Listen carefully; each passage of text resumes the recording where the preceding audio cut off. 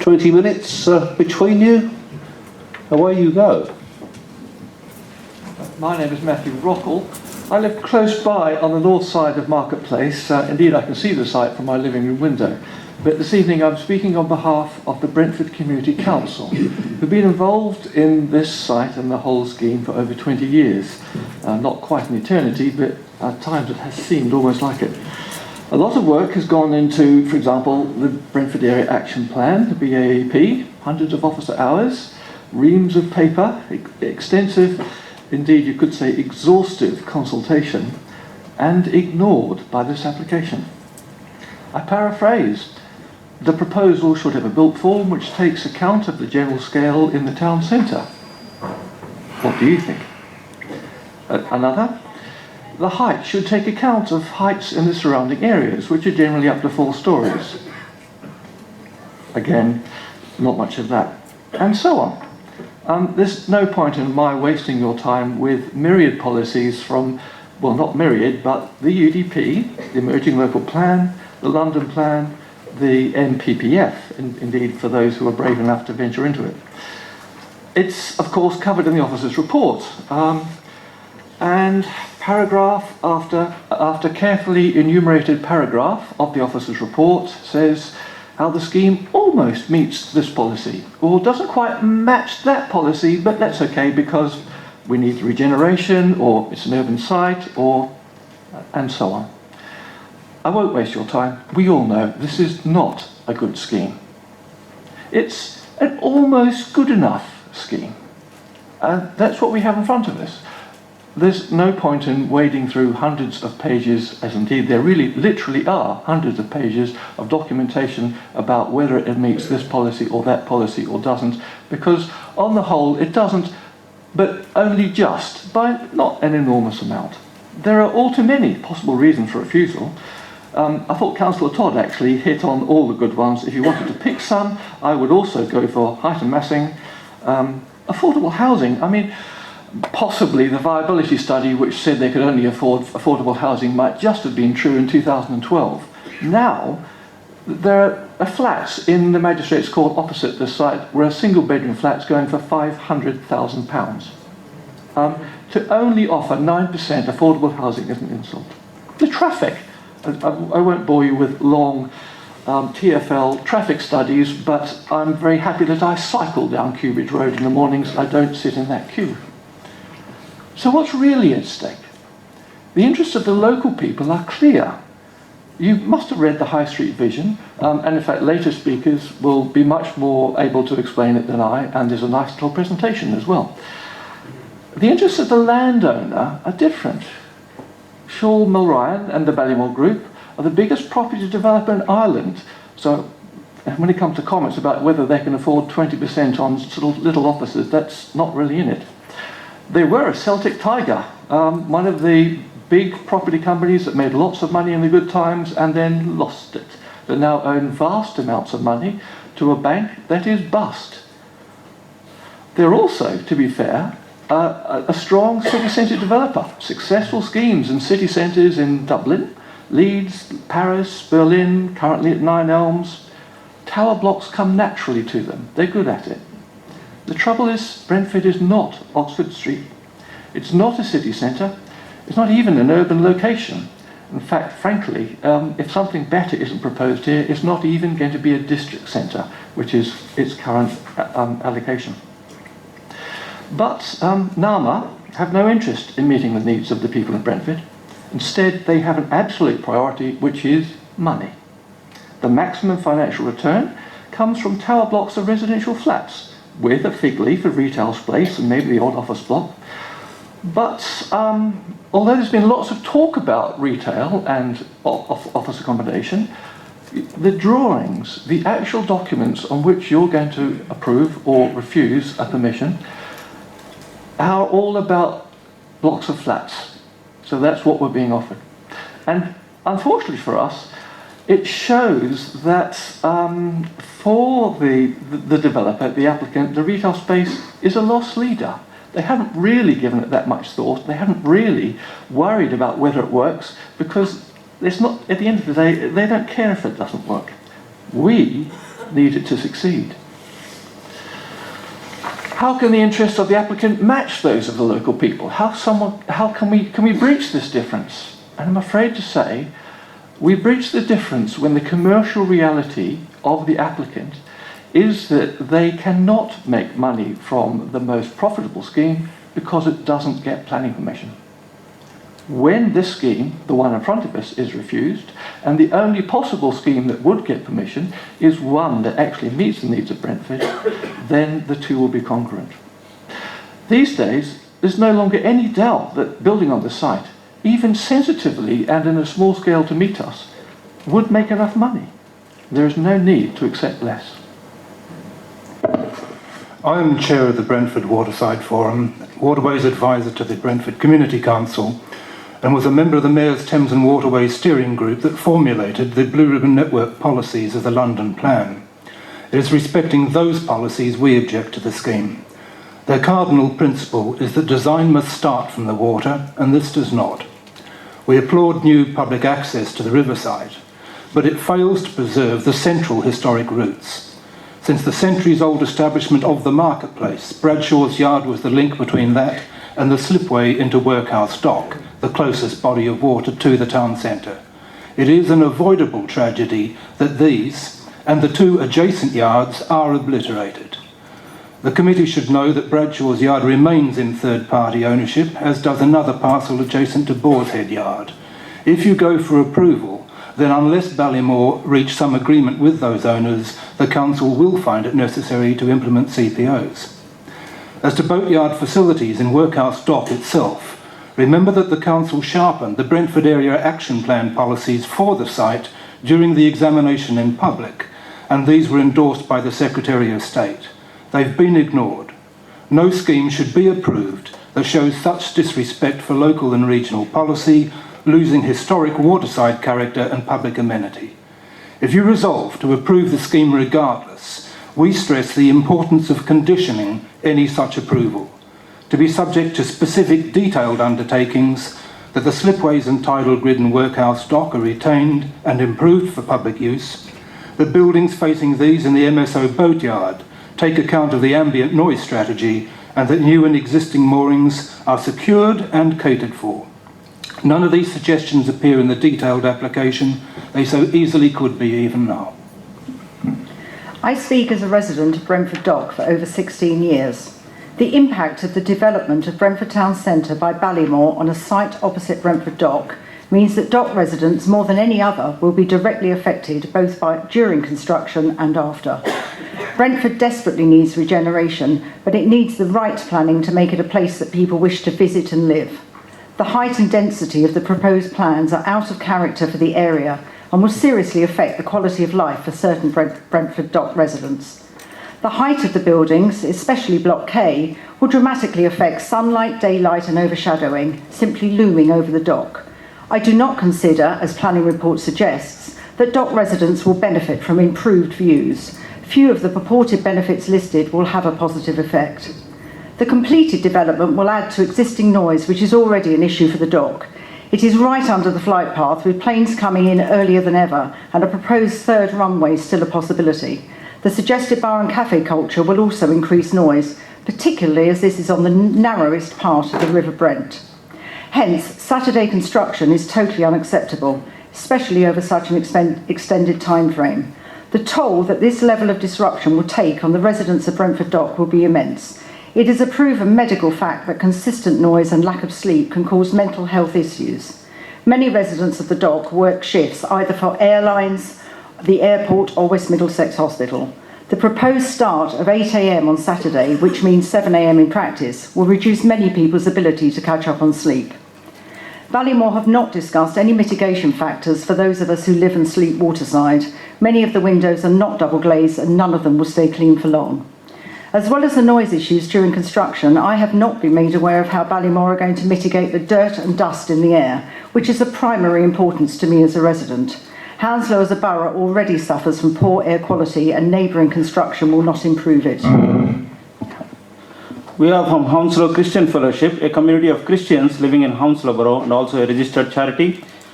Our objections to this proposal. We are not against health and fitness and other construction programs, but we are totally against the use of church buildings for these purposes. Churches are being converted or demolished, while a number of community groups like our group are not able to find suitable place of worship and forced to hire hotel halls. Regeneration program doesn't have a church as part of the plan. This is not a fair allocation as community is losing a place of worship. Church contributes to the building of esteem, character, good behavior of children and young people and brings a sense of belonging. Conversion of church to other purposes destroys this core function needed in the community. We will be disappointed if a Christian country converts the churches for other purposes one after the other. Lord Jesus said, "My house will be called a house of prayer." If the church is renovated and allocated to us, Hounslow Christian Fellowship, we will be more than glad to use this building as a place for worship. We request you to refuse this planning application. Thank you very much. The Brentford Chamber of Commerce welcomes an application finally coming to the table, but firmly believe that it needs to be critically and radically improved upon before we are able to support it. Brentford Chamber of Commerce have been actively involved in all levels of consultation spanning the past 5 years and more, rather than Hounslow Chamber. It has been 2 years since the only public meeting that was attended by over 200 people. All those who spoke were against the application, and their concerns attracted wholehearted audience support. Minimal changes have been made since. The transition period of the build, estimated and in excess of 7 years, affects all the current businesses on or around Brentford High Street. They include all commercial companies, as well as the high street retailers, many of whom are here tonight.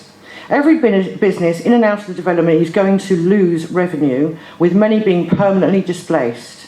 Are the council happy for all existing businesses to effectively be driven out of Brentford with little or no prospect for their return?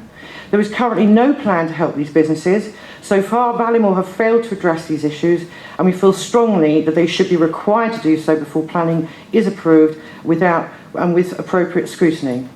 We know of no business that has been approached by Ballymore which suggests they have done nothing to assist businesses by offering any alternative solutions. We require a bespoke strategy that develops an exciting mix of retail to encourage shoppers from inside and outside Brentford, and of course new retailers. We need a plan that will ensure that people want to visit and shop in the new town centre rather than shop elsewhere as is now. All business, whether retail or commercial, will need a low rental period for at least 5 years to enable them to establish themselves and grow.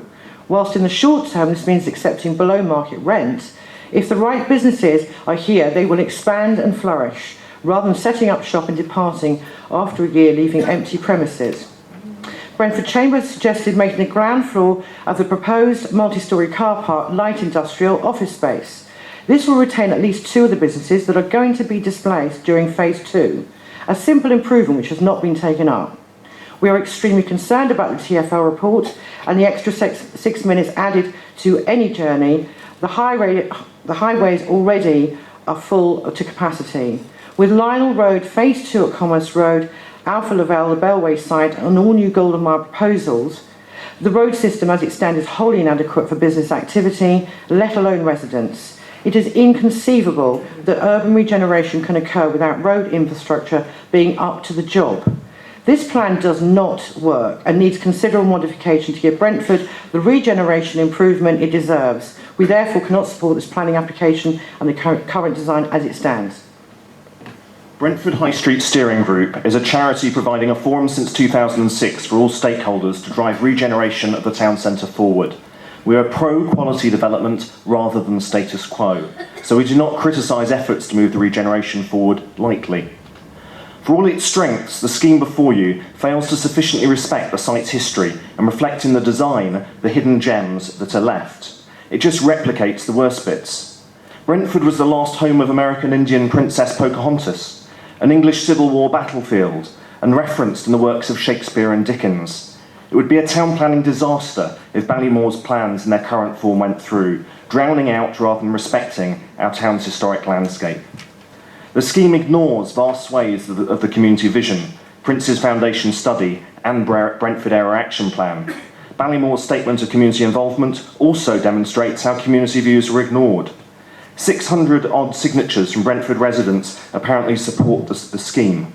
The truth is that Ballymore threw money at hiring a PR company to collect those signatures, not telling those residents where their neighbours had identified easy opportunities for improvement. We don't want the development to grind to a halt, so from dozens of community recommendations in 2007 that are still not implemented, we highlight 3 in a video shortly. The planning reasons are set out on screen for why the scheme should be refused to also enable changes including improvements to the design code document for the scheme. That no photographic examples are included from Brentford is both extraordinary and frankly disrespectful to our town. And second, residents must be directly involved in improving the design of the most brutal building facades over the next 6 months, Plot C being the worst offender. I'll close with messages from other supporters of improvement. Ben Bolger of the Princess Foundation for the Building Community wrote, "New development in Brentford should pick up on local clues and develop places of subtly different character that marry well with the heritage and function of the area." Anna Ford, the retired BBC broadcaster, says, "It's a great sadness that our ancient and beautiful high street was destroyed 50 years ago. Today it would have been protected. Let's pursue a vision that others will want to follow. Let's make Brentford beautiful." As councillors, please don't let approving this scheme in its present form be your lasting regret. Please stand with our community and planning policy tonight.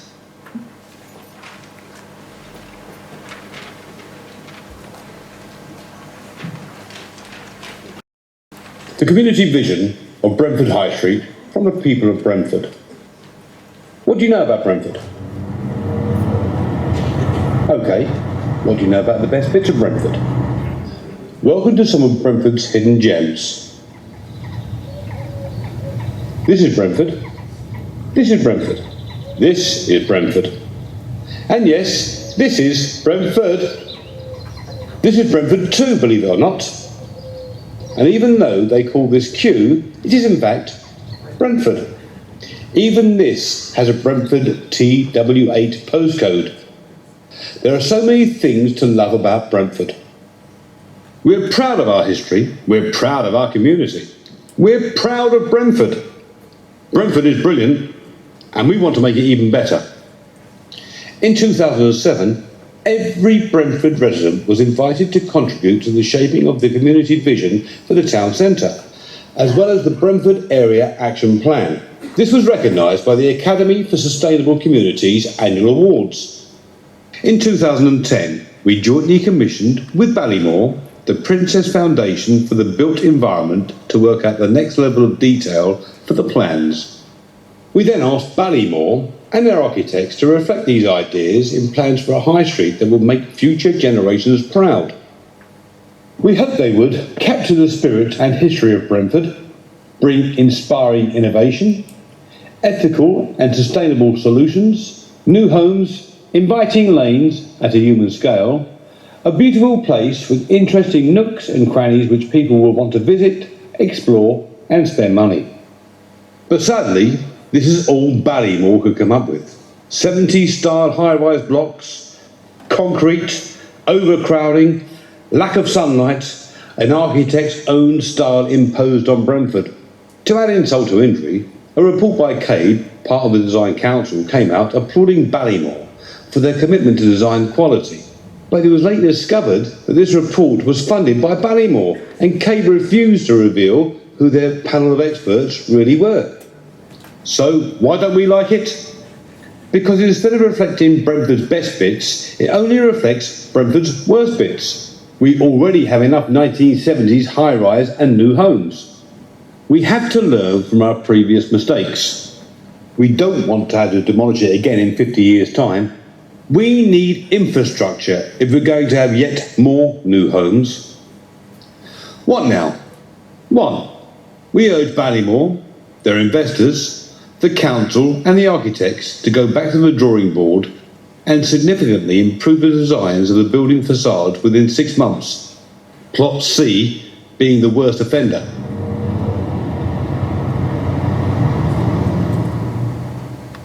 S106 resources should be allocated to a working group of residents' representatives to work closely with architects on bringing new facades back to committee that are loved rather than loathed. 2. Give us a clear timetable plan for how the Waterman's relocation into the town centre will be delivered. and commission an inspirational world-class architect such as Zaha Hadid to design it. 3. Support the independent traders on the south side of Brentford High Street who are ready to evolve to the changing needs of a new town centre to ensure their companies can still run smoothly during the redevelopment and beyond. This is Brentford's future. This is our future. And this is our children's future. Please help us to build a new Brentford town centre inspired by Brentford's best bits, which we and future generations can be proud of. Thank you.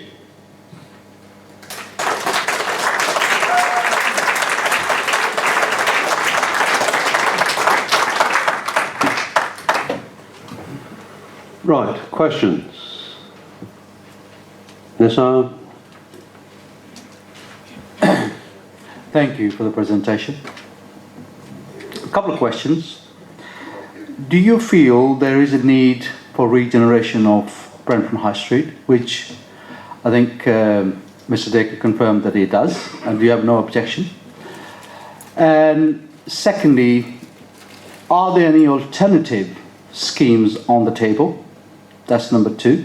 And lastly, how long before we wait for another scheme to come through, and is it better to have some scheme or none scheme?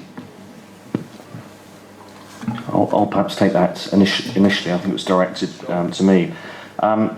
As you've alluded to, I don't think there is anyone on this panel that doesn't want regeneration to happen. I think probably as recently as 2011, it was very much my hope that this evening I would be sitting with supporters of the scheme, because it is clearly so essential that this does move forward at a reasonable pace. As for alternatives, well, clearly if we were faced with a scenario where we were in search of a new development partner, that could take a long time, and probably longer than most local residents would want, and probably most members of this panel.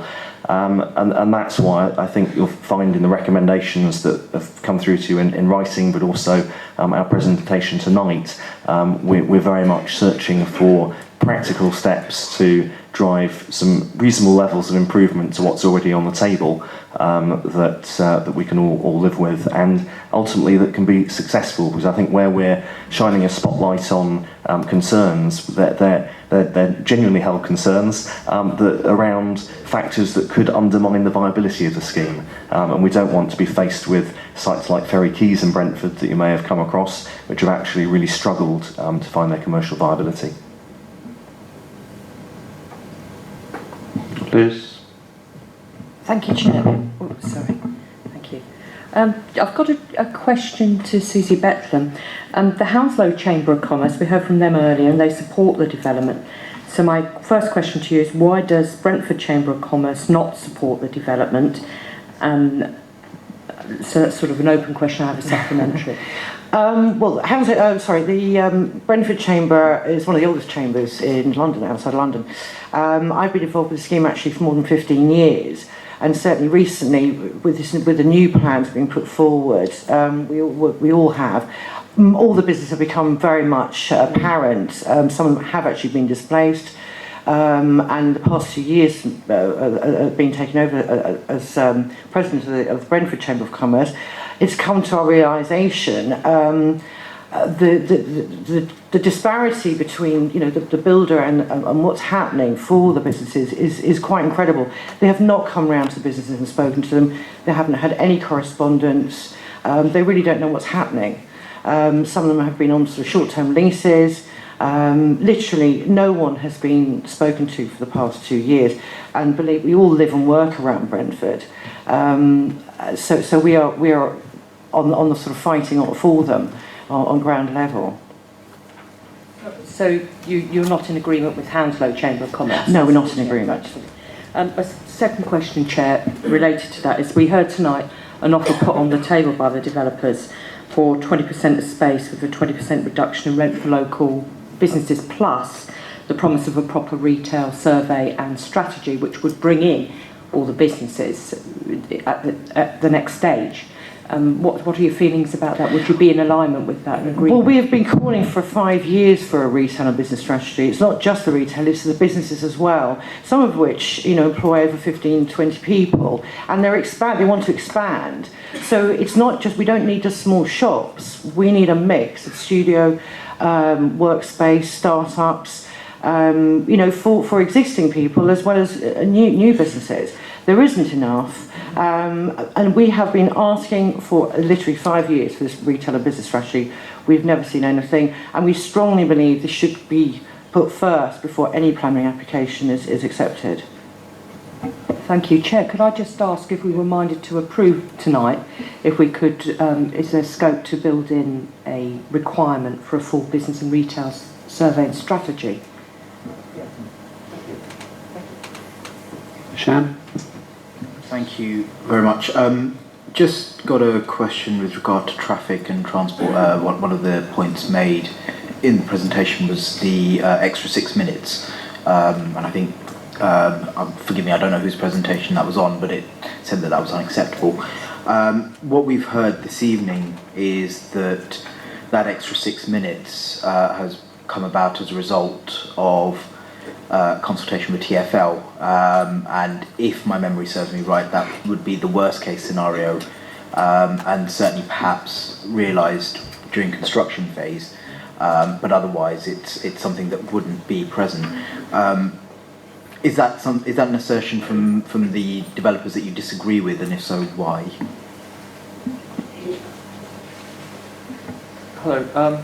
I think the speaker from WSP, who are the consultants engaged by the developer, attempted to explain what the 6 minute means. It is a pretty arbitrary number, and I would happily agree with that. I'm an engineer myself. The point about it, though, it is just a measure alongside other measures, and if you're measuring something in inches, you have to sort of have a vague feeling of how big an inch is in order to compare it. In traffic waiting and congestion terms, 6 minutes is a lot. So when they're saying average journey times along Cubridge Road will increase by 6 minutes, we would really notice it. Stepping back from the modelling, the computer exercise and the pages of bump which the consultants will produce, it's completely clear to anybody who actually commutes along Brentford High Street or Cubridge Road that the road already doesn't cope. And we have Commerce Road development already permitted and already starting to be built. We have the Lionel Road, we have all the St George's, St James's schemes along Cubridge Road, all coming up. And of course, all of them have at least some car parking provision, and many of those people with those cars will drive to and from work. And there is no possibility of any conceivable scheme that would widen Cubridge Road, that would enable more traffic to happen. So the choice before you is either, and I'm not prejudging it, I'm just saying that you have to be aware of the choice. Either you say, okay, that's all right, we need the housing, we're going to build this, and we'll accept that people sit in their cars in stationary traffic jams for longer. Or alternatively, you say, we wish that that isn't going to happen, and therefore we will restrict the quantity of housing to some extent so that the traffic jams aren't increased too much. They will increase, we know that, but it's a question of how much. One separate question that's come to mind. With regard, I think it was Nigel Moore who made comments around the heritage of the High Street, and forgive me if I'm wrong in saying that. My understanding, and this may be a discrepancy in my understanding, is that what Ballymore are attempting to do is sort of re-inject some of the heritage of the old Brentford with the reinstatement of the lanes and things like that. I'm not quite clear whether you were saying that it doesn't go far enough or it just doesn't address the heritage of old Brentford High Street.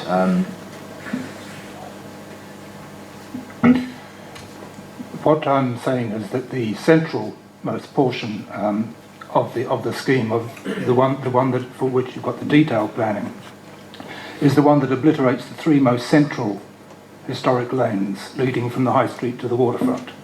I'm very pleased that they are preserving as much as they have been, and those include some of the yards. But the actual core that we're looking at now they are actually all three obliterated. That I think is a tragedy, and it is, as I said, an avoidable one. You've got Boar's Head Yard, which runs alongside the Magpie. You've got the very name from the 1635 Moses Glover map in Sion. You've got your other lanes there also. Bradshaw's Yard used to be called Drinkwater, but I mean it's been called Bradshaw's ever since. In the 18th century, 19th century, you had a couple of bakers, and Brentford was renowned for its bakeries at one point. These are all historic things that tie in, and I know that in the planning report you'll see a lot of mention of Bradshaw's Yard, but the Bradshaw's Yard that we're talking about here is not, that's just a retention of the name. If you're going to lose the yard itself, well then at least keep a name, but I mean it is a bit of a fake. I mean you've got Boar's Head Yard and Bradshaw's and Plough Yard are covered over, and what we have now called in this Bradshaw's Yard is the gap between the two western blocks. If I might just add to that, I think on balance, I mean, you only have to look at the drawings to see that, I suppose the spirit of the community vision and the work of the Prince's Foundation around this concept of lanes has carried through reasonably well to the final plan. So if you look in 2D, there's not a great deal of difference. I think where our real concerns arise is when it goes into 3D, when you look at the density that has then been, I suppose, exploited in a sense by putting the buildings so close together, and also the really very sterile atmosphere that has been designed into those lanes. Actually, well, I think, would somebody like to move suspension of standing orders, because otherwise we're going to pass 10 o'clock and find ourselves in it. You move, right. Okay, agreed? You seconded? Yeah. Okay, right, further questions? Don't be shy. Kath? Yes, I'd like to ask Susie, but anyone else who wants, what is it you would like to see in this development? So I'm not talking about process, about how it's been done, because I know you have some issues around that. And I'm not talking about vague things like we want it to be less ugly, which is a valid opinion, but specific things that you would like to see. What is it that's missing that's got you angry about this? And Andrew, if you want to come in as well. Well, I think we've all come up with varying ideas over the years, and we're all sort of coming from all our separate sort of different angles, although we all live and work in Brentford. The many and varied reasons, on many levels, it just does not work for us who live in our Brentford beloved town. We would love to give them a shopping list. We have done this before, but unfortunately fallen on deaf ears. So it's very hard to put this within a few seconds or minutes. I think, yes, Andrew could take it. Okay, while Susie thinks, I'll start giving you a list. The retail strategy has been mentioned a few times tonight. I think, as someone else touched upon, the fundamental problem we've got here is that the retail strategy should have come first. So what happens when the retail strategy comes back to us and says that the mix of retail units is the wrong mix? Well, we're stuck if this plan goes through without a mechanism for changing it tonight. A lot of the retail problems that we've got and we've inherited and lived with over the past 40 years is because when the previous town centre was delivered, it was the wrong size of units. So hence we don't want to see that happen again. So there is a problem there. The transition plan for businesses that are currently in Brentford, obviously we're encouraged by the suggestion that was made a short while ago in terms of 20% local businesses. I suppose what's difficult to calculate off the cuff is how many of the current businesses on Brentford High Street and behind it will be given a home as a result of that 20% offer. It may be that 50% of the space within the new scheme actually needs to be allocated if those businesses are going to have a local future. So I think that needs to be looked at very closely. And for all of those businesses, the cost of moving a significant distance or having to go through two fit-outs, one for a temporary location and then for a new long-term location, could be very significant and more than they can absorb. So this offer, or this sort of 90,000 effectively that's been banded around this evening, 45,000 from the GLA, 45,000 from Ballymore, is not going to go very far at all. We've suggested practically building something like Box Park to support the local retailers through the transition. That actually needs to be costed by officers and the developers, and appropriate provisions put in. I'll stop there and let Susie come in. Well, the other thing we are obviously really concerned about is Waterman's. Either, whether it can be retained where it is and developed, because we have no concrete evidence, and we have never had this from Ballymore. Basically, they're giving us over the land, but there is no design. We don't believe they have the funding for it, or how are they going to fund it? That's never been answered. So is this just something that they're just saying they're going to do? We have no clue. We have no design. It's just a provision of a piece of land. Whilst others think, I think Nigel may want to come in with some specifics or reiterate some specifics. I think with Waterman's, one of the concerns has to be exactly how is it going to happen. I think we've heard in quite vague terms this evening that there's space, but to actually effect that transition needs some real commitment from all parties, which we haven't yet seen. There have been several years in which detailed plans could have been prepared and put forward tonight, and they haven't been. To that, I'll finally add, on this issue around aesthetics, I think there's perhaps some clarification needed of, I suppose, what we've for many years been arguing. At one end of the spectrum, and Brentford is a diverse community. There are, of course, a diverse range of views on architecture. We're constantly reminded how subjective it is. I think reflecting that and reflecting the conversations that we've had across the community, we've always taken a view that some of the heritage should be retained, which to Ballymore's credit and all the discussions that have happened over the years, it is. So big tick there. There is some quite exciting, some might argue rather too adventurous at times, contemporary architecture. Block K might be at that sort of brave end of the spectrum. But we've always said that too has a place in an interesting contemporary town centre. I think what we feel is missing, and I think where we feel a bit let down by certainly Block C, but to some extent Block B, is that I think we felt there needed to be some contemporary architecture that somehow bridged the two, that provided some sort of visual link between the very old and the very contemporary. And to give you a practical example of where we've had that conversation at a community level, and that's then resulted in helpful changes. If you look at the Kew Bridge scheme that St George and Berkeley Homes have delivered, you've got one side, for example, of one of the buildings facing Kew Bridge was redesigned to give more of a warehouse, waterside, or traditional waterside feel to it. And I think we're not suggesting that should happen across the whole site, but in that very central location, opposite a beautifully renovated Magistrates Court and marketplace, getting the aesthetics right in a more sensitive way on that particular building does seem to be key. We also believe about, we were talking about doctor surgeries, nurseries. I think, again, they should specifically build into the whole design scheme, the layout, specifically build in doctors or health centre, as they're saying, which is the first we've heard of it. That would be rather marvellous. Dentist, I mean, yes, one could just go into the private industry, but I think they should specifically build in the layout of for these places to exist. On that one, I might have to slightly disagree with you, if you forgive me.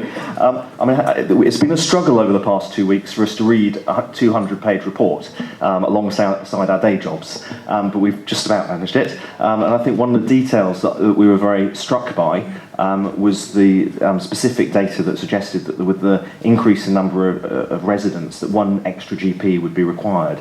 Now, the conversations that we've previously had with the local sort of GP commissioning group and the PCT before it have suggested, for clinical governance reasons, a desire to concentrate all the GPs in one building, which is obviously Brentford Health Centre. So I suppose what would be critical from our perspective is to know, is there space in Brentford Health Centre for yet another GP, and is there the budget coming through from the NHS to make sure that room is then filled?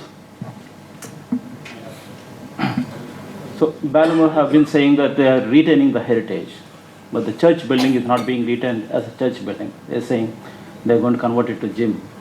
And they also said they have allocated quite a lot of space for the communal use. Why can't they relocate the gym into that communal use area and retain the church building as a church building.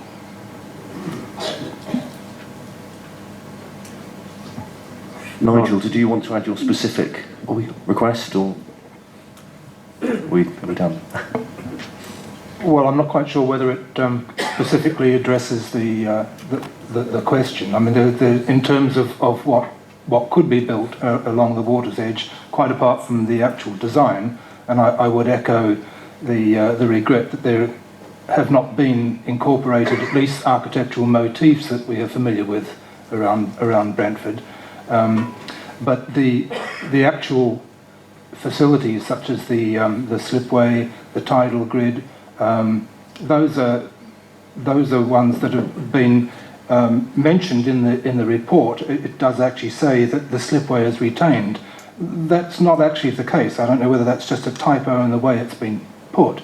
But the slipway that points directly at the marketplace is in the plan filled in, and what was replacing it at halfway point during the consultation was a slipway off to the side on the eastern edge, and yet even now, even though it's been called a slipway, it's becoming more of a stepped ramp for people to sit on at presumably at low tide, because you need to be aware of just how much the tide varies the water here, and it's something that we've had no mention of in any of this scheme that copes with a variation of 4 to 5 feet in water height. A lot of the southern part of the site along the rivers itself can be over a foot deep in water in the spring tides, and that's something that has yet to be mentioned, and it's something that does need to be catered for. Right, Nissa. I'm struggling a little bit to understand the objections. I fully understand the needs for facilities, for surgeries, for the schools and nursery and all that sort of thing. I understand that. I think those are the things which I'm sure will be covered in the presentation, and also I believe they are offering obviously the money on the section 106 to go into the community work and all that sort of thing. If I was to ask one person, what are the 5 things come to your mind which is not in this plan or in the developer's presentation, what would that be? One person, please. Maybe the slide can be put back up from the end of our presentation, where we listed what we think are the most significant planning reasons for refusal. Do you want to talk to that, Matthew? It's more than a wish list, and I will attempt to describe this in non-technical language, if I can put it like that. The massing density comment rolls off the tongue, everybody uses it, but it's real. And the problem with this site is that in an inspired take from the Princess Foundation idea, they have decided to have streets that are really rather narrow, and used photographs of cute little Italian towns, which are fine because they're 3 and 4 stories high. They've then had 6-story, 8-story blocks instead of 3 and 4-story blocks with those narrow streets. This is not an academic thing. It means that certain flats did not have enough daylight according to the BRE guidelines. They don't have good vistas out the window. They have living rooms which windows face across the street at 15 metres instead of 21 metres, which is the standard in the UDB, and so on. So, although it rolls off the tongue that it's too dense and there are lots of technical issues with it, throughout the officer's report, each of these is addressed, and in almost every one of them, the officer has had to say, it's not quite good enough. But then he goes on to say, but we will accept it because it's an urban location, and there I take issue. And secondly, because we need the regeneration, and there I have to agree. We desperately need the regeneration, and I would be very tempted, in fact, to say, blow it, let's just say yes. If it wasn't for the fact that a similar process happened at Commerce Road, where the developer came along and said, yes, we understand that these are very narrow streets, But don't worry, we've got clever tricks. We'll put in things so that windows don't face each other, and when it comes to the detailed design, it will all come out beautifully. It didn't. So as being built right now, there are flats and houses in the Commerce Road development only a few hundred metres away where there are living rooms that face each other at a 16-metre distance. You can wave to your neighbour across the street, but be sure you pull the blinds before you do anything personal. And that's just an example. Unfortunately, it's built into this scheme because it is too dense. It is too squashed together, too high, and no matter how clever the architects, and they are very clever, I think they're really good, but they've got an impossible task. The impossible task is a developer who says, I need 900 sellable private flats on this site. And the architects take it very responsibly. They're honest, hard-working, clever people, but there's no way you can do that and still have something that is as nice as the houses and flats that we would like to live in. Lack of affordable housing. I mean, I think actually the rest of the stuff there, I mean, we are intelligent enough to understand. I mean, it's fairly straightforward. Right, other people with questions? No? Right, well, thank you, folks.